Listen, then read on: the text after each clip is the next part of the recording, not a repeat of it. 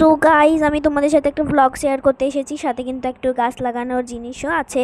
তো আমার হয়েছে খুবই খুবই জ্বর, মানে আমি এখন পড়তে বসবো কোথায়, এখন এসেছে বিরাট জ্বর। তো এখন জ্বর এসেছে, তাই কি করা যাবে তোমরাই বলো। এর জন্য কিন্তু আমি ডেইলি একটু ভিডিও আপলোড করতে দেরি হচ্ছে। তো এখন আমি খেয়ে নেব ওষুধ, জ্বর এসেছে তাই কি হয়েছে, ওষুধ তো খেতেই হবে। আমি এত বড় হয়ে গিয়েছি, এখন এত বড় ওষুধটাও খেতে পারবো না, অর্ধেক ভেঙে তারপরে আমাকে খেতে হবে। আমি এত বড় ওষুধ খেতে পারি না। তো যাই হোক, কোনো রকমে 2 ভাগ করে ওষুধটাকে খেয়ে নিলাম।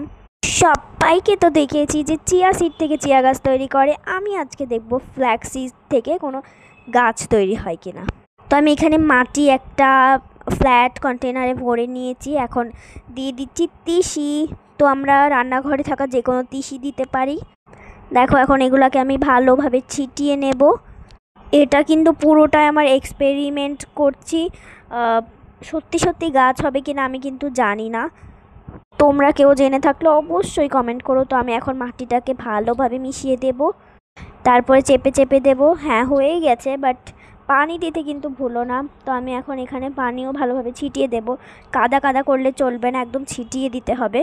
তো এখন বীজ বসানো তো হয়ে গেল, এখন দেখি কবে চারা হয়।